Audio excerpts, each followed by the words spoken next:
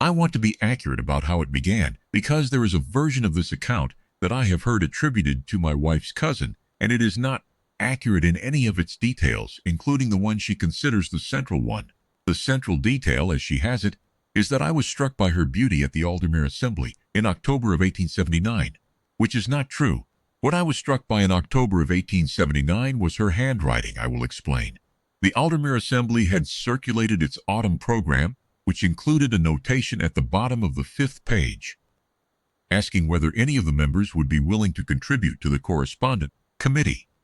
The correspondence committee was, to my knowledge, the least glamorous feature of any autumn assembly in the county, consisting as it did of 3 elderly women and an uncomfortable amount of letter writing to affiliated assemblies in Exeter, Taunton, one in Bath that nobody was quite sure remained active.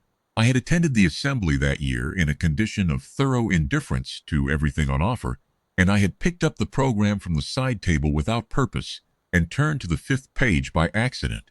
There was a handwritten annotation in the margin of the 5th page.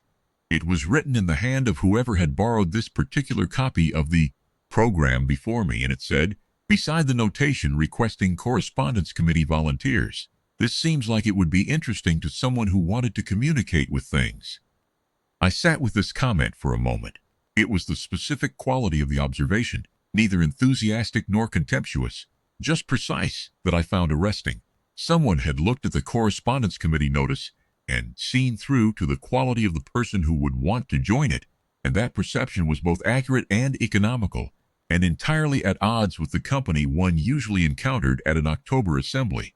I asked the assembly secretary whose program this had been. She said, "Miss Constance Alderly, here this evening with her mother and aunt."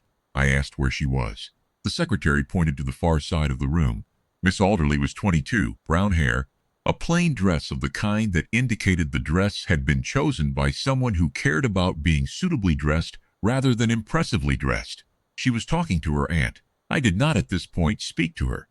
I spent the remainder of the assembly finding occasion to notice what she paid attention to, which I believe is a more reliable system of assessment than anything else I have encountered.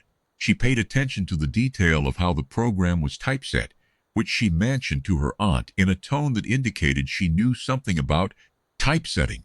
She listened to the string quartet very carefully at a specific moment in the second piece that I recognized as the point at which the second violinist made an error in the fingering. She did not mention this, but she noticed it. I could tell because of what her expression did not do.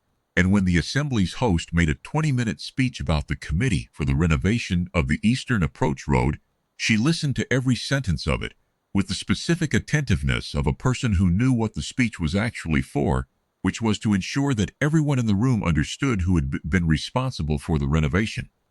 I left without speaking to her. I returned to Hartwell and found myself thinking about the marginalia for several days.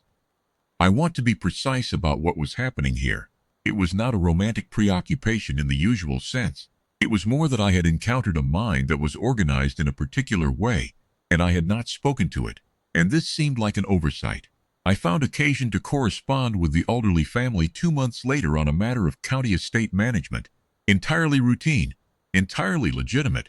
I will not be accused of engineering it.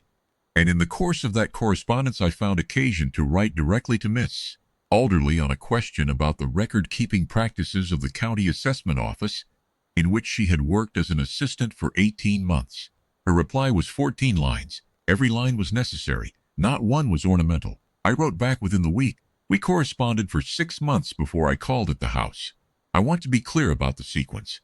I had made the determination well before the call, and the call was a formality in the sense that I had already decided what I wished to ask, and had spent the preceding 6 months establishing whether what I had found in those 14 lines was a consistent property of the mind that had written them or an accident. It was not an accident.